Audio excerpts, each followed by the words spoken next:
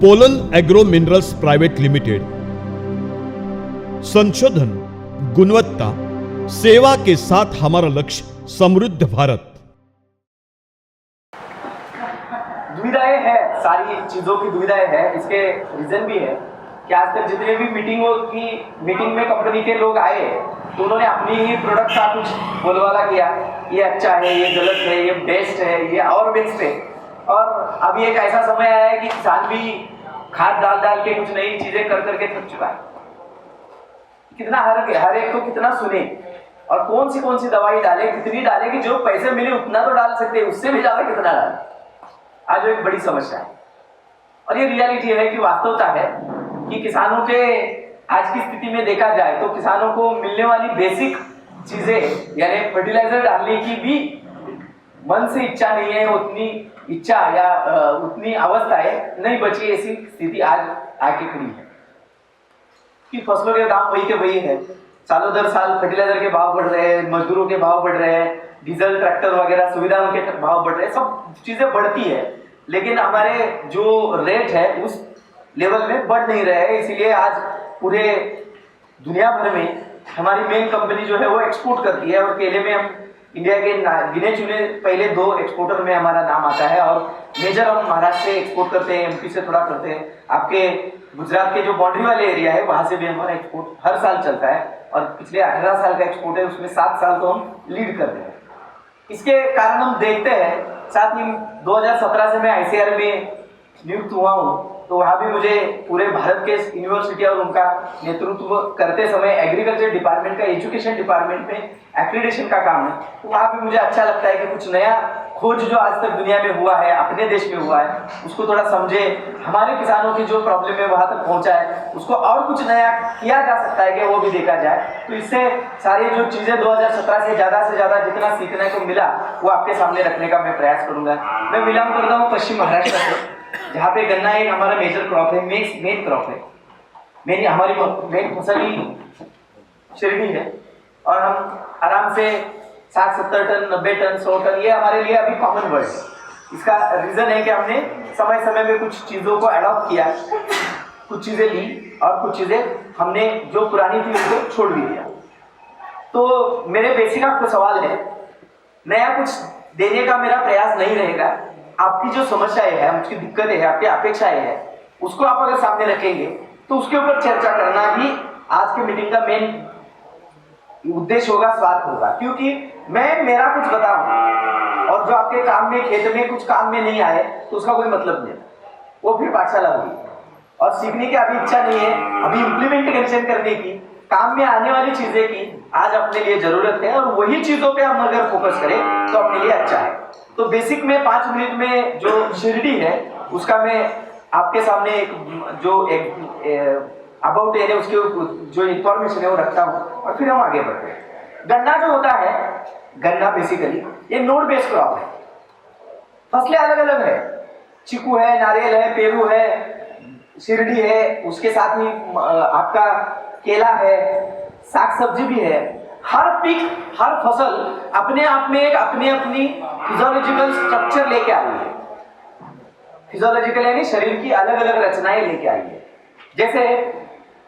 जैसे केला है तो केले में शरीर नीचे होता है, कंद में होता है, यानी केले का शरीर यानी कंद। बाकी जो पत्ता एक के ऊपर लपटता है तो हमें लगता है थड़ है, लेकिन केले में ऐसा थड़ नहीं होता है। केले में थड़ जो है वो रियल में है नहीं। एक पत्ता हम निकाले केले का तो अंदर कुछ है क्या? कुछ नहीं है। तो केले का थड़ यानी कंद है। ऐसे देखा जाए फिजियोलॉजी से तो कंद यानी उसका शरीर है। ऐसे गांठिया है। ऐसे गन्ने में शरीर कौन सा है? गन्ने की शरीर की रचना क्या है? हमारे यहाँ की दुविधा है क्या है? हम देखते हैं गुजरात में मैं 2006 से आ रहा हूँ, ऐसा नहीं कि आज नया हूँ।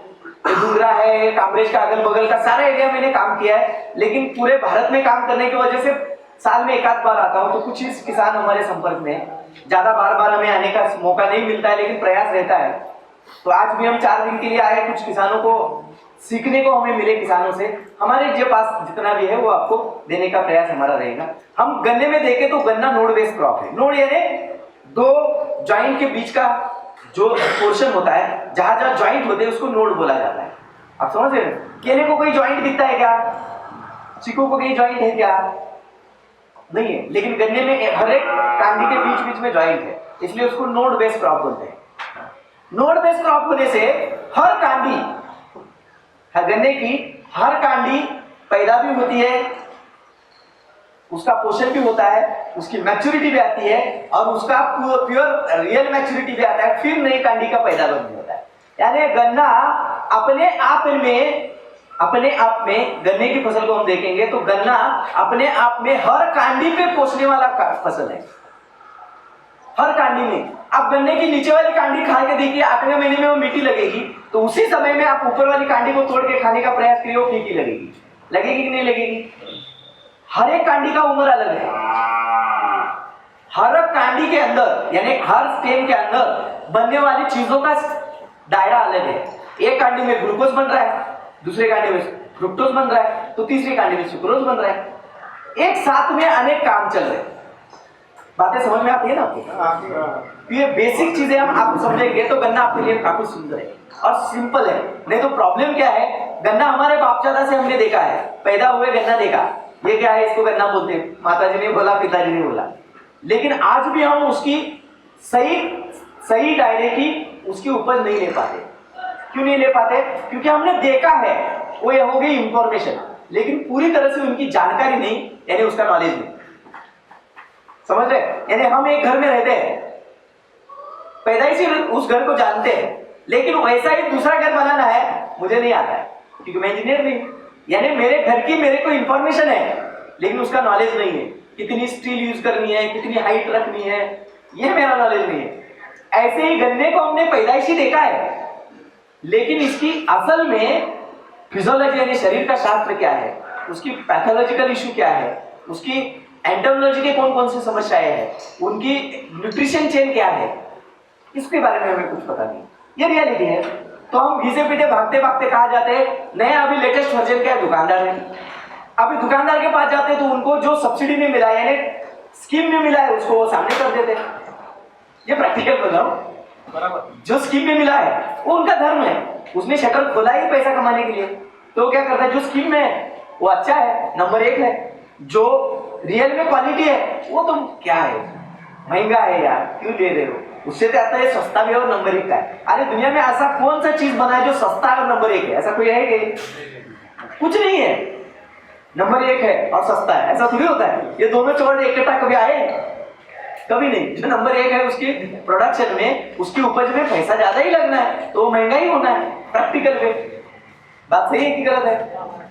नहीं, हमने क्या ऐसे ये बात कैसे की वोक्सवैगन की गाड़ी है और मारुति से भी सस्ती है, ऐसा थोड़ी होता है। ये होना ही नहीं है, क्योंकि उसकी प्रोडक्शन जो रेट है, प्रोडक्शन कॉस्ट है वो है। ऐसे ही केले में जो अपनी गन्ना है, ये जो गन्ना है, इस गन्ने में हर कांडी पे अलग उम्र है। हर कांडी में क्या है, अलग उम्र है। अलग उम्र यानी क्या, नीचे वाले कांडी में ग्लूकोज से फ्रुक्टोज बन रहा है, उससे नीचे जाएंगे तो फ्रुक्टोज से सुक्रोज बन रहा है, तो ऊपर चले जाएंगे तो प्राइमरी ग्लूकोज बन रहा है, सेकेंडरी ग्लूकोज बन रहा है, लिक्विफाइड ग्लूकोज बन रहा है, स्टार्च ग्लूकोज बन रहा है। काफी सारे ग्लूकोज के अलग अलग अलग फॉर्म बनते जा रहे हैं। अभी इस गन्ने की बेसिक दुविधाएं देखिए तो 5-6 महीने तक हमारा गन्ना ऐसा दिखता है कि इस साल बींगे का 40 टन तो निकल ही जाएगा। फिर हम गांव में बोलते हैं चल देख मेरा, जैसे ही बारिश आई फिर हम किसी को दिखाने ले जाते नहीं, क्योंकि जितना हमने डंडा देखा था उससे 10% डंडा बचता है, 80-90% डंडा बारिश में सूख जाता है, गायब हो जाता है। बात सही है कि गलत बोल रहा हूं? फैक्ट है ना। फिर हम सोचते हैं कि यार हमने गिना था 1 स्क्वायर फीट में इतनी कांडी, इतना वजन, इतना तो हो ही जाएगा, लेकिन अभी तो बाद में बचे ही इतने कम है कि उसका वजन ले लेके भी हमारी 35 की कहीं इधर उधर की बेरीज लगती है तो भी खुश हो जाते हैं। ऐसा होता क्यों है? तो इसकी फिजियोलॉजिकल थियरी क्या है, इसको भी हमें देखने की आवश्यकता है। क्योंकि हम अगर देखते हैं तो गन्ने में निचले 10, 15, 20 कांडी है, उसका 8, 6, 7, 9 इंच का दायरा रहता है। जैसे ही 7वां 8वां महीना आ जाता है, कांडी इतनी छोटी पड़ जाती है। होता है कि नहीं होता है? एक्सपीरियंस वाला कह दो। नहीं, मैं बोल रहा हूँ कुछ सही बोल रहा हूँ कि गलत बोल रहा हूँ? सही है ना? नीचे वाली 10, 15, 20 कांडी है, वो 8 इंच, 6 इंच, 7 इंच बढ़िया है। जैसे 7वां 8वां महीना खत्म, छुट्टी।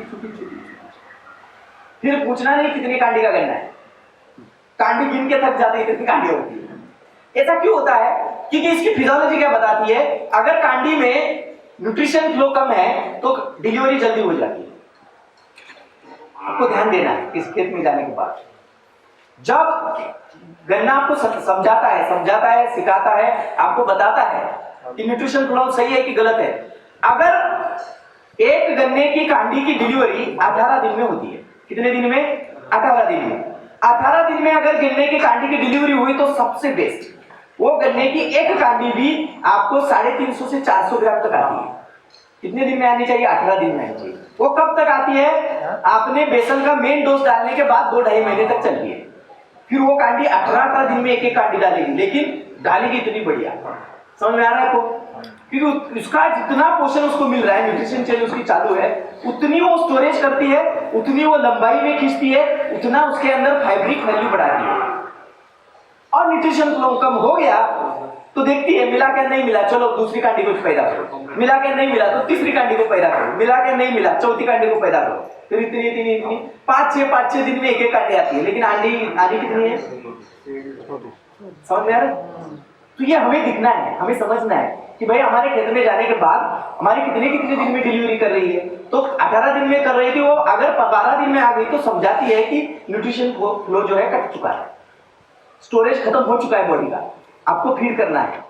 लेकिन हमारा खर्चा इतना हो जाता है तो बाद में कितना दे?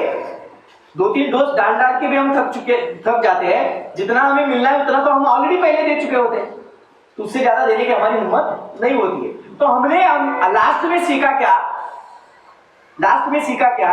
हमारे पास अभी महाराष्ट्र में, पश्चिम महाराष्ट्र में 140 टन की कॉम्पिटिशन चलती है एकड़ में, 40 गुंठे में 140-145 की चलती है। अभी 139 की एवरेज अभी आ चुकी है, उसमें कोई नया बोलने की आवश्यकता नहीं है, आ चुकी है। वो 139 टन पर एकड़ जिस किसान ने पकाया, उसने क्या क्या बदला? वैरायटी उसके घर की है, कोई अदला बदल नहीं है, मेहनत करने के साधन वही है, खेती भी वही है। अभी वही किसान उससे पहले भी जब खेती कर रहा था, ज्यादा हो रहा है? ज्यादा नहीं हो रहा है? समझ में आ रहा है? वही किसान जब उसी खेत में गन्ना उगा रहा था, पका रहा था, वो किसान को इसके पहले हमने जाके पूछा कि भाई आज आपकी 139 टन हुई, तो इससे पहले क्यों नहीं हुई? आपकी उम्र बढ़ती जा रही है, तो आप जब तरुण थे तो उस वक्त तो ज्यादा आपने पकाना चाहिए था।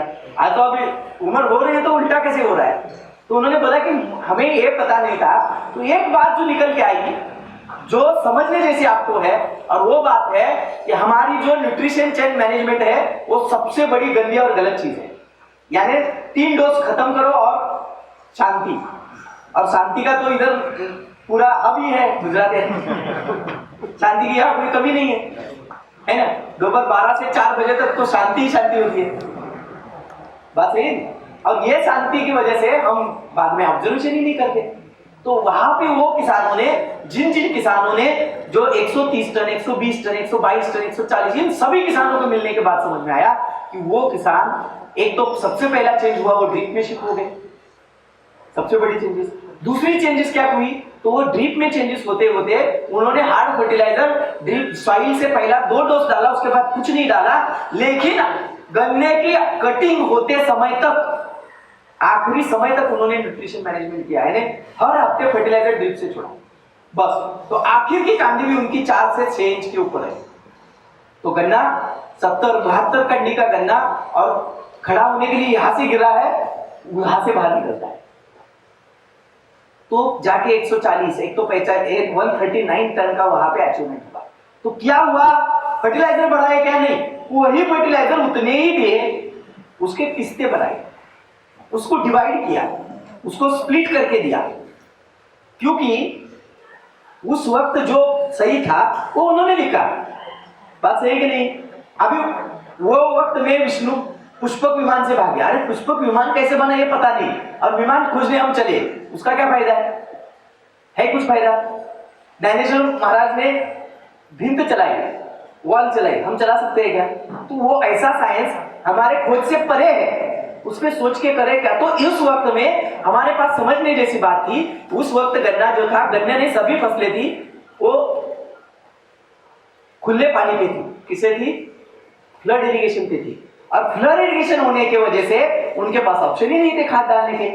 पहले 3-4 महीने हो गए कि गन्ना खड़ा हो जाता था, इतना बड़ा हो जाता था कि वो अपने आप गिरना चालू हो जाता था, तो उसके बाद वो अंदर जा नहीं पाते थे। तो फर्टिलाइजर को स्प्लिट करके दे कैसे? दे ही नहीं पाते थे। तो इसीलिए यूनिवर्सिटी ने क्या किया, किसानों की सुविधा के लिए कौन सा खाद कितना देना है, कौन से समय में देना है, उतना ही उन्होंने डेवलप किया, उनकी रिक्वायरमेंट डेवलप की, उसके आगे वो नहीं गए। खोज कैसी होती है? हम क्या करते हैं, एनपीके इतना मिलीग्राम AB3, दूसरा प्लॉट इसमें फास्फोरस बढ़ा के देते हैं, नाइट्रोजन कम करते हैं, पोटेशियम करते हैं, तीसरा प्लॉट पोटेशियम बढ़ा के नाइट्रोजन फॉस्फेट कम, चौथा प्लॉट बैलेंस। ऐसे हजारों प्लॉट बनाए जाते हैं और उससे ऑब्जर्वेशन लिखा जाता है। और उससे क्या लिखा जाता है? ऑब्जर्वेशन। क्या लिखा जाता है कि इसमें नाइट्रोजन ज्यादा दिया, किसको प्लांट ने रिस्पॉन्ड किया, तो आपको रिस्पॉन्स समझ में आता है। और वो रिस्पॉन्स को दोहराया जाता है 2 बार, 4 बार, 400 बार, 500 बार, और दोहरा के भी वो सक्सेस जब होता है तो वो बन जाती है नीड, उसकी रिक्वायरमेंट। फिर यूनिवर्सिटी वाले लिख लेते हैं कि गन्ने की फसल को 200 kg नाइट्रोजन पर एकड़ चाहिए, 100 kg फॉस्फेट चाहिए और 100 kg पोटेशियम चाहिए। होगी रिसर्च खत्म, रिसर्च पेपर गवर्नमेंट को सबमिट हो जाता है और ये आपका शेड्यूल पब्लिश हो जाता है। बात सही कि गलत है? उस वक्त में जो रिसर्च हुआ वो कहाँ हुआ? वो कोयम्बतूर में हुआ। कहाँ हुआ? वहां पे। वहां मिट्टी लाल है, यहाँ मिट्टी पीली है और कई जगह पे काली है। वो मिट्टी में उस क्रॉप ने उसको रिस्पॉन्ड किया तो हमारा साइंस बन गया। यहाँ आने के बाद जो साइंस भी आधा पूरा हो जाता है, फिर आधा जो बचा है वो हम डालते हैं और फिर हमारी निराशा आती है क्योंकि हम उसको बतौर सक्सेस उसको अचीव नहीं कर पाते। समझ में आ रहा है? तो जो गन्ना जो है इसकी कुछ चीजें हैं, जैसे ये नोड बेस है। अगर नीचे वाली कांडी को गलती से भी उम्र से पहले मैच्योरिटी आ जाती है तो ऊपर वाली कांडी की डिलीवरी रुक जाती है, क्योंकि उसको जो न्यूट्रिशन फ्लो है, खाना जाने का रास्ता है, वो नीचे वाली कांडी से ही गुजर जाता है। समझना है? और आपने बीच में अगर गैप डाला और वो कांडी अगर प्री मैच्योर हो गई तो ऊपर वाली कांडी को जो न्यूट्रिशन फ्लो है वो कट जाता है और उसके बाद आप कितना भी खाद डालो फिर ऊपर खाद नहीं पहुंचता है, वहां की आग खुल जाती है और आंधिया आती है। क्या आता है? आंधिया पैदा होती है। क्यों आंधिया पैदा हुई? ऊपर का रास्ता बंद हो गया है तो ऊपर जाना ही नहीं है, तो कहा जाएगा निचले जो उसकी आंखें है, जहां पे वो आंखें है, उस आंखों को वो सारा न्यूट्रिशन वही के वही पहुंचता है। अभी लाइव चीज है, जिंदा है, तो उसको कहीं ना कहीं जिंदा रहना ही है। बात समझ रहे? तो ये बेसिक चीजें जो है इसको हमें समझने की आवश्यकता है। पहले हम आपके सवाल लेते हैं, उसके ऊपर हम बात भी करते हैं और आखिर में फिर एक बात, गन्ना क्या है?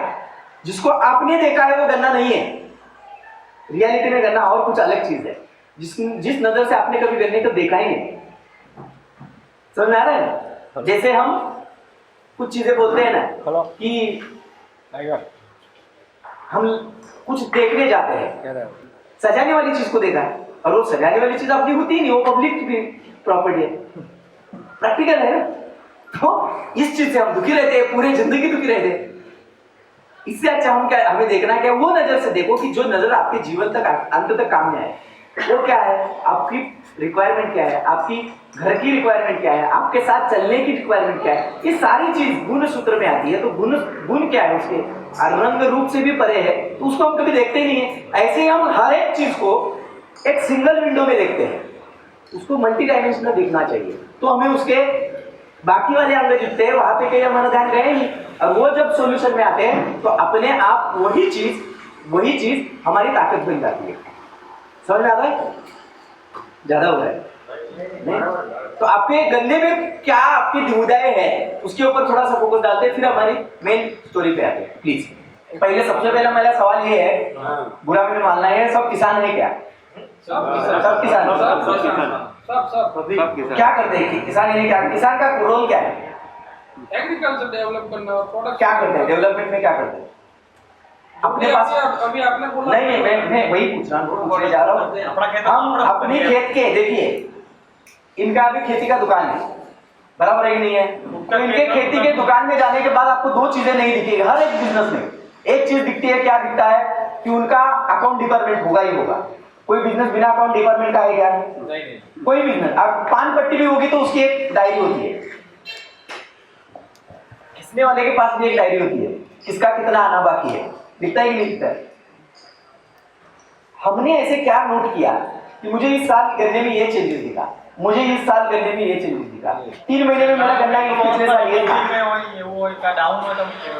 हम जो बोलते हैं, देखिए साहब, बुरा नहीं मानना है, बुरा नहीं मानना है, हम जिस लेवल पे अभी खड़े हैं इसके जिम्मेदार भी हमारे माता पिता जी से लेके ऊपर के लोग हैं। क्यों है? क्योंकि उन्होंने जो खेती हमें सिखाई वो उनको ही समझ में नहीं आई, क्योंकि ना उन्होंने कुछ लिखा ना उन्होंने कुछ हमें दिया। बचा के रखा, भाई संभाल, क्या घंटा संभाल, क्या संभालना है? उससे कुछ मिलता ही नहीं है, संभालना क्या है? रियलिटी है कि नहीं है? फैक्ट है ना, ये बुरा नहीं मानना है, रियलिटी है। अगर आपके घर में डॉक्टर है तो डॉक्टर अपने लड़के को डॉक्टरी सिखाता है, उसको समझाता है और हॉस्पिटल हैंडओवर करके निकल जाता है, देता है कि नहीं देता है? हमारे पिताजी ने हमारे लिए किया क्या ये सब कुछ? रियलिटी में देखो ना, पीछे जाके खेडूत लोग ये करते हैं क्या? कभी लिखते हैं कुछ चीज को? कितने एक्सपीरियंस होने चाहिए अपने पास, क्योंकि पूरी उम्र हमारी खेती में चली जाती है, तो अपने पास तो भंडार होना चाहिए खेती के एक्सपीरियंस का। रियल में है ऐसा? पूरे जिंदगी हम कंफ्यूजन में होते हैं, ये सही ये गलत, ये गलत कि ये सही। एक ही घर में 10 लोग खाना खाते हैं, कोई दोपहर को खाता है, कोई लेट खाता है, तो जो लेट खा रहा है उसके लिए वो पॉइजन है। खाना तो वही है, जो समय पे खा रहा है और सही खा रहा है उसके लिए वो एनर्जी है, गलत खा रहा है उसके लिए वो पॉइजन है। समझ में आ रहा है? अभी क्या हुआ है, ये मसालों की वजह से खाना कितना और कितने समय खाना है उसको हम समझ ही नहीं पाते। पेट में 2 ग्राम का डिमांड है, 4 ग्राम खाया जाता है और पचाने की क्षमता 2 ग्राम भी नहीं है, तो फिर इधर उधर धूल निकालना चालू करते हैं। क्यों? डाइजेस्ट नहीं हो रहा है। सही है ना? ये प्रैक्टिकल चीज है, फैक्ट्स है। तो ये बेसिक चीजों को हम थोड़ा सा टच करने का प्रयास करेंगे। आगे बढ़े? समझ में आ रहा है कि ज्यादा हो रहा है? समझ में जा रहा है? दूसरा सवाल, एक इनका सवाल हो गया नेचुरल, आपको संतुष्ट है? केमिकल फर्टिलाइजर चाहिए? हाँ, अब गन्ना उगाने से चालू करो। उल्टा नहीं, आपके सवाल तो खत्म करते हैं, गन्ना उगाने। चलिए, जर्मिनेशन अच्छा करना है तो 2 चीजें का रीजन चाहिए। 2, गन्ने की जर्मिनेशन सही हो तो प्रोडक्शन तक हम सक्सेस पहुंचते हैं। जर्मिनेशन में गड़बड़ हो गई, जर्मिनेशन में हमारे गड़बड़ हो गई तो प्रोडक्शन भी गड़बड़ होता है। क्यों होता है? क्योंकि गन्ना जो होता है उम्र से चले, उम्र से एक साथ चले तो वो डंडा बनता है। गन्ने की फिजियोलॉजी क्या है? गन्ना सही समय पे जर्मिनेट हो, उम्र से चले, उम्र से यानी अगर दोनों तरफ की गन्ने की कांडी बड़ी, 2 पौधे बड़े और बीच का पौधा लटक गया तो उसको छाव आती है, लाइट कम मिलती है तो वो सीधा भागता है, और सीधा भागता है तो डंडी नहीं बनती, छोटी रह जाती है, तो वजन नहीं आएगा, हाइट आ जाएगी, तो अपना एवरेज क्या होगा? कहीं ना कहीं से minus minus minus minus minus होने शुरू हो जाएगी। तो इसीलिए एक साथ जर्मिनेशन हो तो खाद से लेके सारे प्रयोग हम एक साथ कर सकते हैं। तो सही ढंग का जर्मिनेशन लेना है। करना क्या है? सही उम्र का, मैंने बोला 9 महीने का गन्ना लीजिए, ऐसे सभी लोगों ने आपको समझाया होगा ना, सही उम्र का गन्ना होना चाहिए। तो मुझे आप समझाइए, एक गन्ना पूरा खड़ा है तो उसकी 9 महीने की उम्र कहाँ दिखती है आपको? नीचे वाली कंडी 1.5 महीने की है, पहले 1.5 महीने में आई है ना वो, उसकी उम्र 9 महीना है, तो नीचे ऊपर वाली कांडी तो अभी 15 दिन पहले आई है, 1 महीने पहले आई है, तो यहाँ 9 साल का महीने का उम्र कहाँ है कहीं रियलिटी में?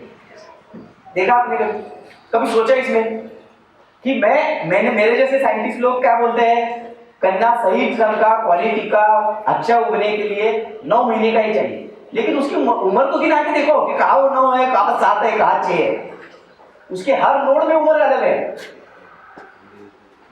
हर नोड में उम्र अलग है, तो 9 महीने गिने कहा? जो है उसको इस्तेमाल करो, सही तरीके से इस्तेमाल करो।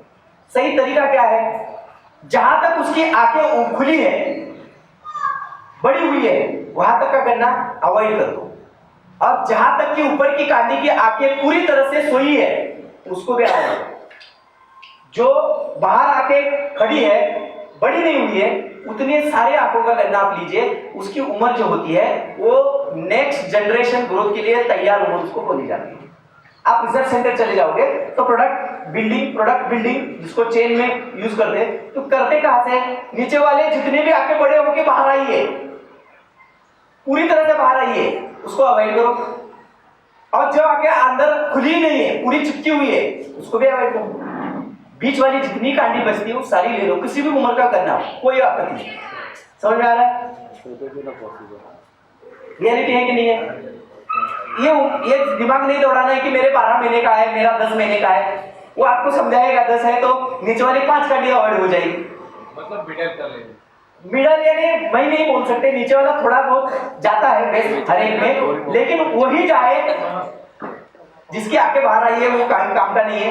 क्योंकि वो जो है रियलिटी क्यों है कि जिसके आंखें बाहर आई है, ये आप किसान हो इसलिए मैं बोल रहा हूं, जिसके आंखें बाहर आई है उसका आईबर्ड का अटैचमेंट टूट चुका होता है। उसकी कांडी से जो अटैचमेंट है वो टूट चुकी है, और कांडी से अटैचमेंट टूटी है तो जड़ें कहाँ आएगी? कांडी को आएगी ना। और आंख अगर बाहर आ गई है तो उसके अटैचमेंट कहाँ है? नहीं है। तो वो गन्ना जर्मिनेशन तो होता है, लेट होगा, लेकिन वो गन्ना सही ढंग का जो पीला है वो नहीं दे पाएगा, क्योंकि उसकी अटैचमेंट टूट चुकी है। किससे टूटी है? कांडी से टूटी है। समझ में आ रहा है मेरी बात? आप गन्ने को देख लो आपकी नजर से पीछे जाके, आंख जो है, समझ में आ रहा है कि नहीं? जो आंख है वो पूरी तरह से बड़ी टनटनी इतनी बड़ी होके बाहर आ गई है, और उसकी अटैचमेंट इतनी बची है। ऐसे अटैच वाले गन्ने की नीचे वाली कांडी को अवॉइड करो। जिसकी अटैचमेंट पूरी तरह से चिपकी हुई है उसको ले लो, और जो खुली नहीं है ऊपर वाली उसको तो लेना ही नहीं है, क्योंकि उसकी अटैचमेंट बनी ही नहीं है। एकदम व्हाइट वाली छोटी जो आंखें वाली है वो तो वैसे भी नुकसान ही है ना, नीचे वाली ऊपर वाली। मतलब देखिए, पता नहीं कि थोड़ी काटनी हो गई, हाथे थोड़ी करेक्ट। अभी जो नुकसान की बात हम कर रहे हैं, देखिए हमें गन्ने का प्रोडक्शन देना है, बात सही है। अभी ऊपर वाली हम निकाल देंगे, कितनी कांडी निकलेगी? जो लास्ट की 2-3 महीने की है वो कितनी होती है? 4-5 वो कांडी ज्यादा होती है, 4-5 नहीं होती है, वो बहुत होती है, लेकिन होती इतनी है, तो इतना ही निकलता है। आप समझ रहे हैं? नीचे वाला कांडियां कम होती है, लेकिन सबसे ज्यादा वजन नीचे ही है, उसमें ज्यादा नुकसान है। इसीलिए हम क्या बोलते हैं, 9-10 महीने का ही गन्ना लीजिए, क्योंकि नीचे वाली कांडी में उम्र अभी भी बाकी होती है। लेकिन सही ढंग का 9 महीने 10 कांड लगाने से हम बोलते हैं, कांडी की उम्र तो हर एक की अलग है। समझ रहे हैं? ऐसा गिना जाए तो टिश्यू कल्चर के पौधे जो आते हैं, गन्ने में भी टिश्यू कल्चर होता है, तो टिश्यू के पौधे आते हैं, एक उम्र के होते हैं। क्यों होते हैं? क्योंकि वो एक ही कांडी से बने हैं। मेरी बात समझिए, आप समझिए, एक ही कांडी से बने हैं। आप जो टिश्यू लेते हो वो टिश्यू नहीं है, वो पौधा है। यहां से सोच से आपके जो बात करने का तरीका बदलो। पहले मुझे आपने पूछा क्या टिश्यू लेना है? अरे टिश्यू और अलग है। एक टिश्यू जो होता है वो 12 रुपए का आता है रियल में, लैब वाला। ये तो आपका ही काटा हुआ टिश्यू लगाया हुआ और जर्मिनेट करके दिया है, वो पौधा है, ये टिश्यू नहीं है। क्लियर हो रहा है ना? अभी और थोड़ा आगे जाते हैं। लगाने के बाद एक साथ सब आंखें खुलनी चाहिए। करना क्या है? 200 लीटर पानी, 2 केजी कली का चूना, 200 लीटर पानी, कड़ी का चूना, खड़ा चूना, पत्थर वाला आता है ना, कड़ी चूना, 200 लीटर पानी में 1 केजी लेना है, 2 केजी लेना है। उसमें 80 केजी ताजा छानिया डालनी है, फ्रेश छानी, 80 केजी छानिया डालनी है। और इसके ऊपर जो आंखें है, इसका डॉर्मेंसी सोई हुई होती है, क्योंकि उसको जगना ही नहीं, उसका काम ही नहीं है, तो क्यों जगेगी? वो कब जगती है? जब ऊपर वाले कट जाता है, तब उसका काम चालू होता है, तब आंखें खुलती है। तो इसको हार्मोन चेंज बोलते हैं। कटने के बाद हार्मोन्स बदलते हैं, आगे खुल जाती है। तो वो हार्मोन्स हमें इसमें बनाना है। तो इसमें क्या करना है, लिक्विड लाइम सल्फर, क्या लेना है, लिक्विड लाइम सल्फर, किसी का भी मिले, 1 लीटर 200 लीटर में डाल देना है। कली का चूना, लिक्विड लाइम सल्फर, दोनों चीजों का एक घोल बनाओ, दोनों चीजों का एक घोल बनाओ और उसमें कांडी डीप करो और लगा दो। जिसको सही है ठीक है, नहीं लगता है वो क्या करे, प्लांटेशन करे और उसके बाद ट्रेंचिंग करे, दोनों कर सकते हैं, जो आपकी सुविधा है। ट्रेंचिंग करके हमने छानिया क्यों डाली है उसमें, कि वो कांडी को चिपक जाए। 80 किलो छानिया क्यों डाली, कांडी को वो कुछ ना कुछ शेष भाग उसका चिपक जाए। समझ में आ रहा है ना। कली का चूना, लिक्विड लाइम सल्फर, एक दफा आप ड्रेंचिंग करो या डीपिंग करो और मुझे आप 6 से 7 दिन के बाद फोन करो।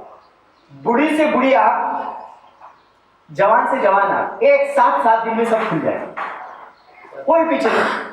ट्रायल करना है तो आज अभी भी जाके ट्रायल करके देखो। जो नीचे वाली बड़ी से बड़ी आग को ये दोनों का सोल्यूशन में डीप करो और बगल में रख दो, 7वें दिन पूरी खुल जाएगी। क्योंकि यही नर्सरी वाले भी यही करते हैं, कोई जादू नहीं करते। वो क्या करते हैं, भट्टी लगाते हैं, आपको पता है वो क्या करते हैं, भट्टी लगाते हैं। भट्टी पता है कि नहीं, नहीं, वो क्या करते हैं, ट्रे ट्रे ट्रे ट्रे भर देते हैं, आगे लगते हैं, टुकड़े लग देते हैं, ट्रे के ऊपर ट्रे, ट्रे के ऊपर ट्रे, ट्रे के ऊपर 7 ट्रे की लाइन लगाएंगे, नीचे से लेके ऊपर से लेके काला कागज ढकेंगे और ऊपर से पानी छाट के उसके ऊपर वजन रख देंगे। 7 दिन तक, 4 दिन 5 दिन 7 दिन, 4 दिन कुछ वैरायटी से, जैसे 265 है तो 5 दिन की भट्टी लगती है, 8632 है तो 4 दिन की भट्टी लगती है, 8602 है तो 5 दिन, ज्यादा से ज्यादा 6 दिन लगता है। तो वैरायटी कैसी है उसके ऊपर उसकी भट्टी लगती है। अंदर क्या होता है, ये भट्टी लगाने से, ढकने से गर्मी बढ़ जाती है। कोकोपीट में पानी है तो गर्मी बढ़ा देता है। वो 70-80 अंश सेंटीग्रेड टेम्परेचर, हाथ लगा दे तो हाथ जल जाता है, इतना गर्मी पैदा करता है। इतनी गर्मी होने के वजह से सारी छोटी से छोटी लेके बड़ी से बड़ी आग खुल जाती है, क्योंकि उसको नींद से जगा ही दिया जाता है। क्योंकि इतनी गर्मी ही पैदा होती है, वो सो ही नहीं पाएगी। लाइव ऑर्गेनिज्म है, समझ में आ रहा है ना, सब आके खुल जाती है। तो आपको समझ में आता है, भट्टी जैसे ही खोलते हैं आपको दिखता है सब आके एक साथ ही खुली है। तो हमने क्या किया, हम भट्टी नहीं लगा सकते तो हमने क्या किया, वही गर्मी हमने क्या की, लिक्विड लाइम सल्फर और कली चूने से बढ़ाई। वो भी वही काम करता है। जमीन के अंदर जितने मिनरल्स है, क्लोरीन है, क्लोराइड है, ऑक्साइड है, इतने मिनरल्स है, इसको टच करता है कली का चूना और लिक्विड साइड के ऊपर, तो वहां गर्मी बढ़ाता है। जितने मिनरल्स उतनी गर्मी, उतनी गर्मी, तो वहां की जमीन पूरी गर्म हो जाती है। जैसे गर्म हो जाती है सभी आके 6 से 7 दिन में फटाफट खुल जाएगा। सिंपल है कि नहीं है, कोई बड़ा खर्चा है क्या, कुछ नहीं। डीप करने से अच्छा, प्लांटेशन करके ड्रेंचिंग करने से और अच्छे बेहतर रिजल्ट आते हैं। क्योंकि डिपिंग करने में कुछ चिपक जाता है, मजदूरी सही ढंग से चिपकाते नहीं, डुबाते नहीं। उससे अच्छा अगर आगे लगा दी, पीछे से ड्रेंचिंग करी, खूबसूरत एक सर की खुल गई। अभी हमारे यहाँ इस साल तो इतनी बारिश हुई कि लोगों ने नीचे से उखाड़ के बगल में लगा दी और वहां पे ड्रेंचिंग करी, वहां से खड़ी हुई फिर नीचे लगा दी। करेंगे क्या, नहीं तो खत्म हो जाएगी पानी। पानी तो कंटिन्यूस बह रहा है, लेकिन काम समय पे हो गया, अभी डेवलप हो गया, आगे चला गया। समझ में आ रहा है, जर्मिनेशन क्लियर हो गया, होगा जी, अब आगे हो गया। अब आगे लास्ट तक जाना है, कटिंग यानी नहीं जाना है। बोलते ही 1 वीक में ड्रिंचिंग करना जरूरी है। क्या ड्रिंचिंग करना, रोक दिया तो दूसरे दिन दूसरे दिन उसको सोने नहीं देना है। जमीन में पानी पाके हम लगाते हैं, वो 2 आग का टुकड़ा लगा के, 2 आग का टुकड़ा, 1 आग का टुकड़ा, 3 आग का टुकड़ा, इसमें सबसे बेहतर 2 आग का टुकड़ा रहता है। 1 आग का टुकड़ा लगाने में कोई आपत्ति नहीं, लगा तो सकते हैं, लेकिन उसमें 2 नोड के बीच, 2 नोड यानी 2, एक कांडी के बीच में 2 नोड होते हैं, दोनों ज्वाइंट होते हैं। दोनों ज्वाइंट के बीच में जो न्यूट्रिशन फीड है, स्टोरेज फीड है, उसका फायदा दोनों तरफ के आंखों को होता है। इसलिए 1 आग का टुकड़ा लगाएंगे तो उसको कोई फायदा नहीं है, तो उसको आर्टिफिशियली आपको खिलाना पड़ता है, और वो हमसे नहीं होता है। उसको 3-4 ड्रेंचिंग करना पड़ता है। उतना तो हम करने केले भी नहीं करते, तो गन्ने में क्या करेंगे। रियलिटी है कि नहीं। ड्रिंचिंग નું મહત્વ શું છે, કાવડી ખાતર લાવવા તે મેઇન છે તે સાંભળો। ડ્રિંચિંગ કરવાથી કાવડ પહેલો ડોઝ કેરણી આપવા માટે ખાસ છે મેઇન ડ્રિંચિંગ કરવા તે સાહેબ કે છે पहला ड्रिंचिंग से वो खातर पहले डोज का, हाँ वो ठीक है, 1 महीने में आपका नहीं, 1 महीने में देना ही पड़ता है। बची जाए नहीं क्लियर करके जाता हूँ आगे। ओ ये सही है, आगे नहीं बढ़ो। भाई डायरेक्ट चला कटिंग हुई नहीं मजा। ड्रिंचिंग जी पहला खाता खाद जो है, खाद एक न्यूट्रिशन चेन का पार्ट है। पहला पार्ट है जर्मिनेशन, दूसरी हमें केले गन्ने में सीखने वाली जो चीज है वो चीज क्या है, डिस्टेंस। सबसे बड़ी केला जैसे सन लिविंग क्रॉप है, वैसे ही गन्ना भी सन लिविंग क्रॉप है। जिस फसल से कोई भी फसल, जिस फसल से आपको एनर्जी मिलती है, क्या मिलता है? एनर्जी मिलती है, उससे आपको 100% क्या देना है? उसको बेसिक डिस्टेंस देना ही पड़ता है। डिस्टेंस समझ में आ रहा है ना? नेचुरली जैसे नेचुरली ग्लूकोज पैदा करता है केला गन्ना, उस टाइप का क्रॉप के लिए कितना कोई भी, जैसे मैंगो है, आपको शुगर दे रहा है तो एनर्जी है, तो उसको डिस्टेंस चाहिए। उसको सीमित दायरे में लगा दिया तो प्रोडक्शन नहीं आएगा, क्वालिटी नहीं आएगी, टेस्ट नहीं आएगी। ऐसा क्यों? क्योंकि वो सन लिविंग क्रॉप है। पूरी तरह से सन लिविंग क्रॉप जो होते हैं, वो बेसिक सन लिविंग क्रॉप जो होते हैं, वो क्रॉप को अगर छांव में लगा दिया तो उसका प्रोडक्शन सही ढंग का नहीं आता है। वैसे ही अगर गन्ने में शुगर ही नहीं बनी तो गन्ने का वेट कहां से आएगा? समझ में आ रहा है ना मेरी बात? तो शुगर, गन्ने में शुगर ही बननी चाहिए ना, तो वेट आएगा। नहीं तो वेट आएगा क्या? नहीं आएगा। नहीं तो मदर सूट भी होते हैं ना, सॉरी, जो रूट सूट होते हैं बड़े बड़े, वाटर सूट बोलते हैं उसको, बारिश के बाद आते हैं जो को गन्ने में, इतने बड़े बड़े होते हैं। क्या बोलते हैं इसको? बारिश खत्म होने के बाद जो मरने वाले सब मर जाते हैं, उसके बाद भी जब गर्मी अभी जो हीट आई, उसके बाद बीचों बीच से आते हैं, देखो इतने बड़े बड़े होते हैं, वो वाटर सूट होते हैं। हमें लगता है इसका वजन 5 किलो आएगा, कुछ नहीं। इसको काटो 2 घंटे रखो, आधा आता है, और 5-6 घंटे के बाद तो सूख जाता है। ऐसा क्यों है? क्योंकि उसमें शुगर है ही नहीं, सॉलिड पार्ट नहीं, पानी है सब, इसलिए उसको वाटर सूट बोलते हैं। उसको उससे प्रोडक्शन नहीं है, बड़ा लगता है लेकिन वजन नहीं आता। हाँ, कुछ वजन नहीं आता। ऐसा ही गन्ना, गन्ने के अंदर दिखने में इतना ना दिखे, बड़े दिखने में इतना हो, लेकिन लंबाई कांडी में अच्छी है तो शुगर रिकवरी अच्छी है, लंबाई छोटी है रिकवरी नहीं रही। ये फिजियोलॉजी है। जितनी लंबी कांडी उतनी रिकवरी ज्यादा। इसलिए 265 की कांडी की लंबाई कम है, 86-032 की लंबाई ज्यादा है। लंबाई ज्यादा है, रिकवरी ज्यादा है, किसी को पूछना ही नहीं है। तो फिजियोलॉजी का रूल ही है, आप समझ रहे हो? क्योंकि स्टोरेज नहीं है तो रिकवरी कहां से आएगी? कांडी लंबी है तो ग्लूकोज ज्यादा स्टोर करके रखती है, 3 दायरे बनते हैं, तो ग्लूकोज से फ्रुक्टोज, फ्रुक्टोज से सुक्रोज बनता है, तो क्वांटिटी बढ़ जाती है। कांडी सीमित है तो फैब्रिक ऑयल एक ही जगह पे बढ़ जाती है, तो पानी ज्यादा पकड़ती है, ग्लूकोज फ्रुक्टोज कम रहता है, रिकवरी आती ही नहीं है। समझ में आ रहा है मेरी बात? तो गन्ना लगाया तो एक दायरा भी होना चाहिए कि सही ढंग का डिस्टेंस होना चाहिए। तो डिस्टेंस गन्ने में सबसे बेस्ट क्या है? सबसे बेस्ट गन्ने में डिस्टेंस 4.5 फीट का है, मिनिमम 4.5। कुछ लोग 3 फीट भी लगाते थे, अभी खत्म हो रहा है, लेकिन 4.5 फीट से नीचे गन्ना नहीं लगाना। कुछ लोग शक्तिमान बनते हैं, 7 फीट पे चले जाते हैं। कुछ लोग शक्तिमान बन के 7-7 फीट में भी चले जाते हैं, वो भी गलत है। क्योंकि गन्ने का पत्ता जो है उसकी लंबाई पाउंड मीटर है, पाउंड मीटर यानी 1.5-3 फीट। तो उतनी डिस्टेंस हमें 2 दायरे में रखनी है, तो वो डिस्टेंस दोनों तरफ से, उधर का आने वाला पत्ता और इधर का जाने वाला पत्ता 1.5-3 फीट के दायरे में पूरा खाना बनाने की प्रोसेस पूरी करता है। उतना दायरा हमने दोनों के बीच में रखा तो 4.5 फीट आता है, तो 4.5 फीट का रख दिया तो बहुत है। इससे आगे भी मत जाओ, इससे पीछे भी मत जाओ, मिनिमम 4.5 फीट। समझ में आ रहा है? आगे बढ़ते हैं। ओके, और ड्रिंचिंग समझो आपने बोला दूसरे दिन करना है, आगे करते हैं। तो समझो कि कुछ कारण बारिश आ गया, ट्रैक्टर चालू नहीं हुआ, आदमी नहीं मिले, एनी रीजन, तो कितने टाइम में वापस उनको दे सकते? और आपको और सिंपल करके देता हूँ, 2 मजदूरों में चलने वाला काम। 200 लीटर गोबर खाद दे दो, उतना तो है ना आपके घर, उसमें 2 kg कली का चूना पाउडर करके मिक्स करो, लिक्विड लाइम सल्फर उसके ऊपर डाल दो, इसको मिक्स करो हैंड ग्लोव्स डाल के या कुछ पकड़ के सही ढंग से, कुछ होता नहीं है लेकिन फिर भी डाल दो, सही ढंग से मिक्स करो, सही ढंग से।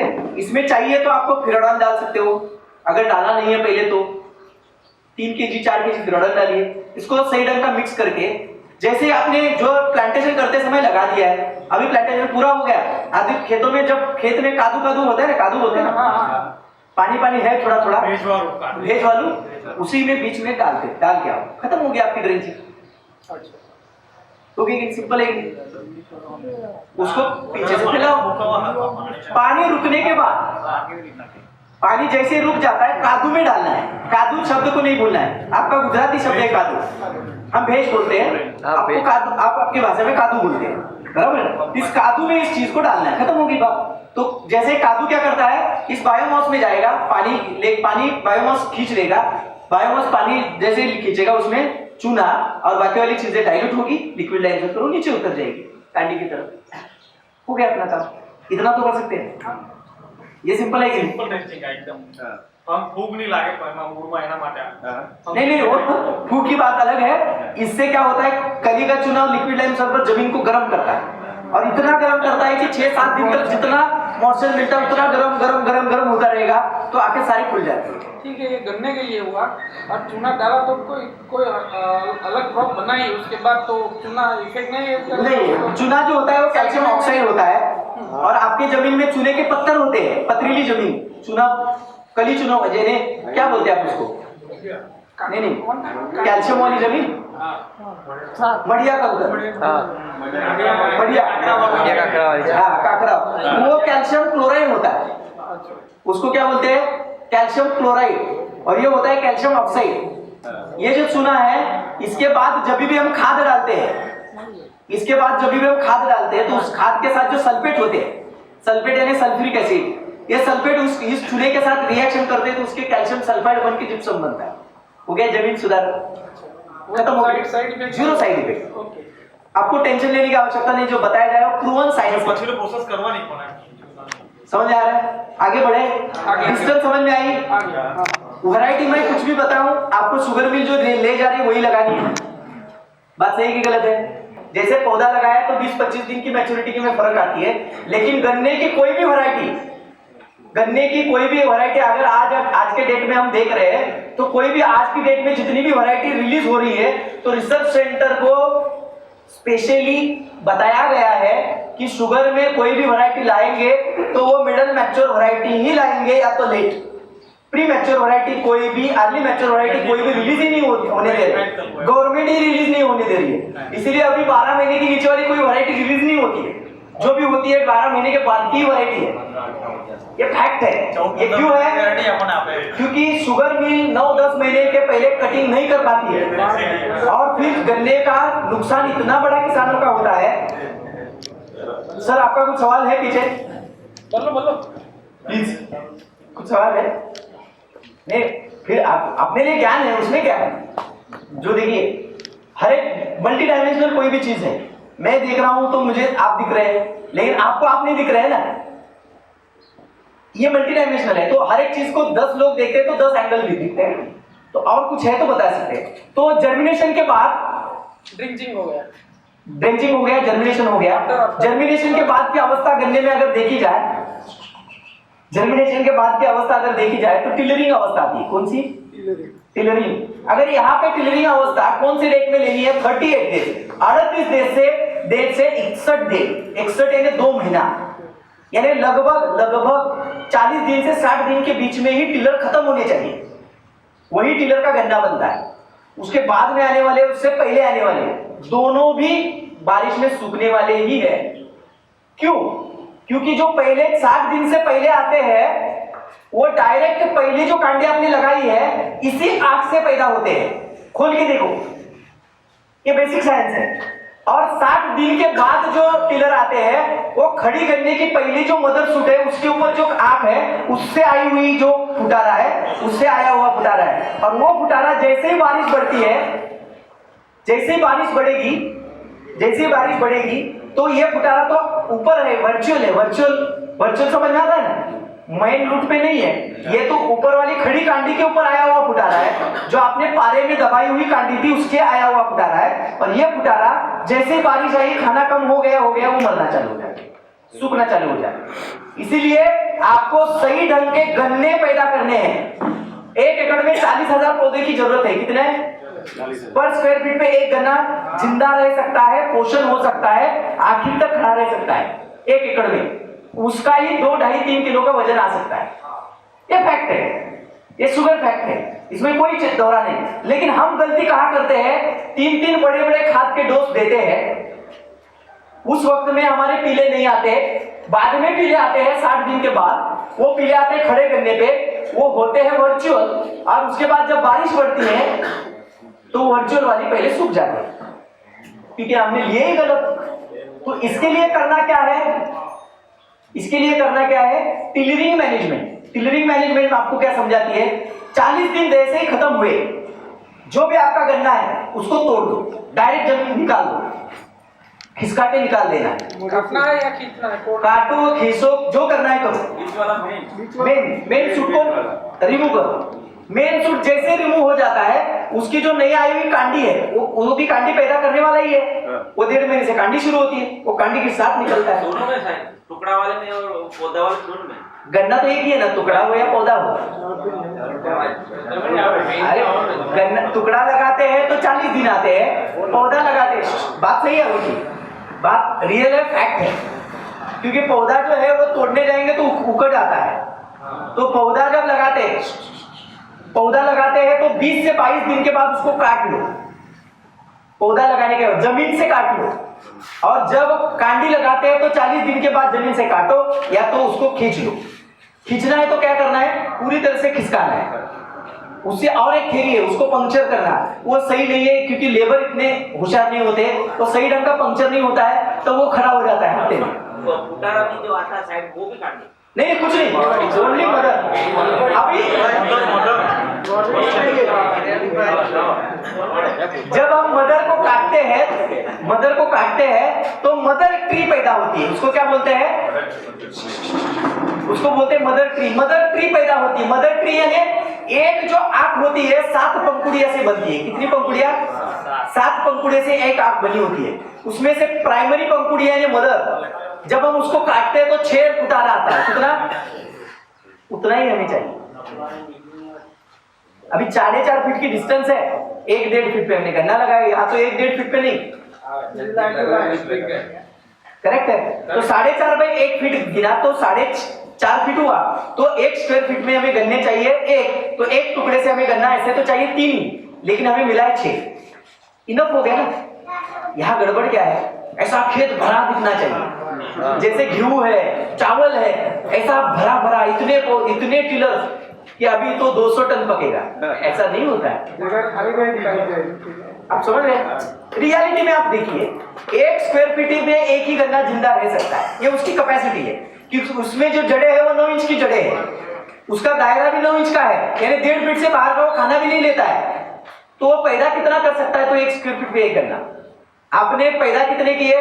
वर्चुअल थे, आपने उसको तोड़ा नहीं, तो वहां से कितने फुटार आएंगे? जैसे मिट्टी लगाएंगे, जितनी मिट्टी लगाते जाएंगे उतने 15-15 दिन के बाद फुटारे फुटारे। तो हमारे फुटारे गिन गिन के बनते हैं 70-80 हजार। एकड़ में कितने बनते हैं? 70-80 हजार। वो भी अच्छे किसान, और अच्छे किसान है उसके पास तो 1.25 लाख गन्ने के फुटारे बन जाते हैं। और इतने फुटारे लेके हमारा खाद जो है, सारा जितना बड़ा डोज डाला हुआ वो सारे फुटारे खा लेते हैं आराम से। जैसे ही बारिश आई, जितना खाद खाए हुए थे सूख जाते हैं। तो आपका खाद गन्ने को कहां मिला? वो तो फुटारे में था, चाले में चला गया, वो सूख गया। इसीलिए मदर ट्री पैदा होनी जरूरी है। मदर ट्री पैदा होती है तो उसकी उम्र 1 है, और मदर ट्री में पैदा होने वाले जो भी गन्ने हैं वो सिस्टर ब्रदर चेन होती है। सिस्टर ब्रदर यानी सिंगल पंखुड़िया से निकले हुए सब टुकड़े, आइबर्ड से, एक ही आइबर्ड से, एक ही आंख से निकले हुए, तो एक दूसरे के बाद जब बारिश में उसको खाना नहीं भी मिलता है तो वो एक दूसरे को सुखा नहीं सकते, क्योंकि उसकी जड़ और अटैचमेंट सिंगल है। लेकिन इसमें क्या होता है, हम जब 40, 45, 60 दिन से पहले अगर फुटारा नहीं ले पाते हैं तो खड़ी गन्ने की मिट्टी चढ़ाने से जो आके नीचे कांडी होती है, इतनी कांडी होती है 4-5, वहां के आंखों से जो फुटारा निकलता है वो फुटारा क्या करता है, मेन जो जड़ों से अटैचमेंट वाली जो गन्ना है उसको वो ऊपर वाले को सुखा देती है। और फिर हम देखते हैं कि जो गन्ना बारिश से पहले अंदर जाने की जगह नहीं थी, बारिश खत्म होने के बाद उधर का आदमी दिखता है। क्यों? सब सूख गया। ये चीज अगर आप पकड़ चुके या पकड़ गए तो गन्ने में आप किसान हो, नहीं तो आप दीवानजी हो।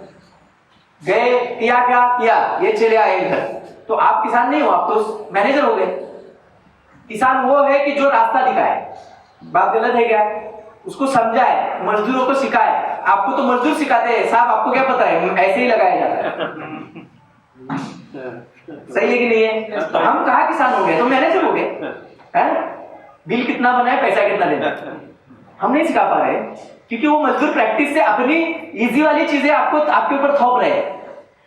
गन्ना ऐसे ही लगाया जाता है, पूरे गांव का हमने ही लगाया है, तो हमें अंदर से लगता है यार गांव एक तरफ है तो मुझे क्या ज्यादा आता है, वो सही है, चलो चलो, ये फैक्ट है। और इसी की वजह से गलत चीजों का अपने सोए के इस अनुरूप मजदूर लोग हो, सभी लोगों ने अपने अपनी चीजें अपने स्वरूप से उसको ढांचे में डाल दिए। और एक चीज दिन ऐसा आया है अभी कि एक भी ओरिजिनल चीज अपनी जगह पे है। क्लियर हो रहा है ना? इसलिए 40 दिन में फुटारा अगर निकालना है तो 40 दिन का गन्ना जैसे होता है उसको काट लो, जैसे काट के उसको कम से कम 2 ड्रेंचिंग वहां पे डाल दो। ड्रेंचिंग डालो या पानी के पीछे कादू में डालो, जो आपको सही लगे। पानी के पीछे कादू में डालो या 2 ड्रेंचिंग डालो। ये 2 वहां क्यों चाहिए, क्यों चाहिए? यहाँ पे हम एक सबसे बड़ी इंजरी कर रहे हैं, मदर को काटा है हमें, खुली इंजरी है, पहली चीज। दूसरा, यहाँ पे न्यूट्रिशन जितना भी था वो मदर के साथ निकल गया। निकल गया कि नहीं गया? गया ना। अभी अगर फुटारा 5-6 आ रहा है और उसके साथ मदर भी नहीं है तो फुटारा छोटा छोटा छोटा छोटा इतना छोटा आता है कि सर्वाइव करना मुश्किल हो जाता है। वो छोटा ना हो, उसको बेसिक फीड हो, तो हमारे लिए क्या होता है कि रेडीमेड फीड देना जरूरी है। रेडीमेड समझ में आ रहा है? वो जो बेसिक खाद डालते हैं वो सोल्यूबल होगा, मोबिलाइज होगा, फिर अवेलेबल होगा, तो 25-50 दिन लगाएगा। इसलिए हम वाटर सोल्यूबल फर्टिलाइजर को ड्रिप से उगाड़ के पानी में उसको डायरेक्ट ट्रेंचिंग करें। अभी वाटर सोल्यूबल का भी खर्चा बढ़ चुका है, वो भी सस्ते नहीं रहे, तो और क्या कर सकते हैं? तो हार्ड फर्टिलाइजर को सोल्यूबल करके भी लगा सकते हैं। तो इसके के लिए करना क्या है? पहले ड्रेंचिंग में 1 एकड़, ज्यादा हो रहा है? नहीं चालू रखो, तो उनका आदमी है। पहले ड्रेंचिंग में 1 एकड़ में पहली जब 40 दिन की पहली ड्रेंचिंग आती है तो ये ड्रेंचिंग में, इससे पहले भी ड्रेंचिंग डालते हैं, मना नहीं है, डालना ही है। लेकिन क्या है कि हमारा किसान जो है वो सही ढंग का डाल नहीं पाता है, तो इसलिए हम बताते नहीं। 20 दिन में पहली ड्रेंचिंग आनी चाहिए रियल में। वो 20 दिन की ड्रेंचिंग क्या करती है? जड़ों के अटैचमेंट बढ़ा के, आंखें है, इस आंखों के अगल बगल में जो हमने काटे हुए डंडे हैं, इसमें जो शुगर थी वो डिकम्पोज होती है, लाल होती है, डिकम्पोज होके वो फंगस को अंदर पहुंचाती है और जो आंख की अटैचमेंट है वो खत्म हो जाती है। ये ना हो इसलिए 20 दिन में पहली ड्रेंचिंग, 40 दिन में दूसरी और 55 दिन में तीसरी, ऐसे 3 ड्रेंचिंग जब हम करते हैं गन्ने में, तो गन्ने में नंबर 1 के टिलर मिलते हैं, जितने चाहिए उतने ही मिलते हैं, ज्यादा क्वांटिटी नहीं चाहिए, जितने चाहिए उतने ही मिलते हैं और सबसे बेस्ट क्वालिटी के मिलते हैं। समझ में आ रहा है? 20, 40 और 55, 20, 40 और 55। 20 किस लिए? जो उगा है उसकी जड़ों के विकास हो, और जो कटा हुआ है उसको दूसरा पानी तीसरा पानी जब मिलता है तो सड़न बढ़ती है, वो सड़न ना आए, बीच बीच में सूखते हैं ना, सूखे, घब आता है वो भी ना आए। ये तीनों चीजें एक साथ, पहली ड्रेंचिंग यानी वैसे दूसरी, 40 दिन में फुटारा के लिए तीसरी और 55 दिन में चौथी। अभी 55 दिन में 40 और 55 दिन में जो ड्रेंचिंग कर रहे हैं उसको भूल जाओ, ड्रेंचिंग नहीं करनी है तो खाद के साथ मिक्स करके डालो। लेकिन देना क्या है?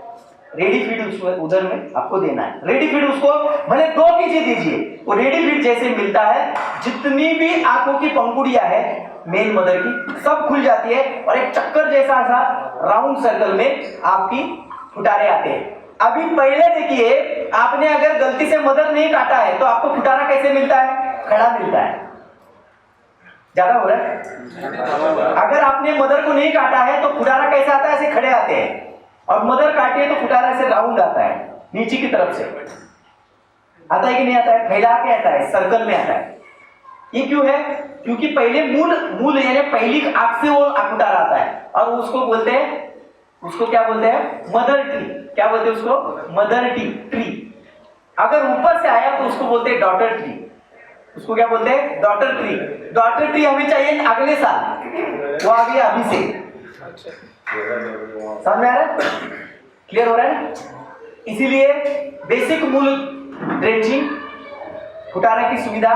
और जब ने हमने गन्ना बोया है, जब हम गन्ना बोते हैं तो जर्मिनेशन के बाद आंखों तक रूट डेवलपमेंट के लिए हवा जानी चाहिए, इसलिए पहले 2 पानी जल्दी जल्दी दीजिए, तीसरा पानी खींच के 25 दिन दीजिए, तीसरा पानी कम से कम दूसरे पानी के बाद 25 दिन तक नहीं दिखना है, देना है। ऐसा गन्ना जो उगा हुआ है वो ऐसे लगे कि यार अभी सूख जाएगा, यहां तक खींचना है। यहां तक जब हम खींचते हैं तो जमीन आपकी गोराट है तो फटेगी नहीं, लेकिन निचले हिस्से तक ऑक्सीजन कक्षा पहुंचाती रहेगी। पानी के नीचे उतरेगा तो ऑक्सीजन नीचे नीचे नीचे नीचे जाएगा। तो वहां की जो ओरिजिन आंख है, आईबर्ड की रिंग है। आप अगर गन्ने की पूरी सर्कल देखेंगे तो जड़ों की एक आईबर्ड की रिंग होती है गोल ऐसी, और वहां से गोल ऐसे आंखों से जड़ें बाहर आती है। तो यहां तक अगर ऑक्सीजन पहुंच गया तो पूरी बैंड जो होती है उसको बोलते हैं आई बैंड। ये आई बैंड डेवलप होती है तो उसके बाद गन्ना पीछे मुड़ के देखता नहीं, क्योंकि सारी आई बैंड जब खुलती है तो चारों तरफ से खाना लेता है। पूरी सर्कल खुलती है तो चारों तरफ से खाना लेता है। और हमने वहां पे पानी के ऊपर पानी के ऊपर पानी दे दिया, ऑक्सीजन ऊपर के ऊपर रह गया तो ऊपरी हिस्से में खाली जड़ें आती है, नीचे वाला हिस्सा बंद हो जाता है। मेरी बात समझ में आ रही है ना आपके?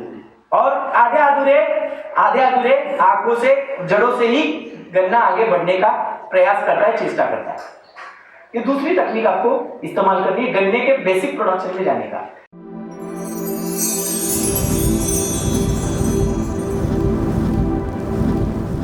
Pollen agro minerals private limited संशोधन, गुणवत्ता, सेवा के साथ हमारा लक्ष्य समृद्ध भारत।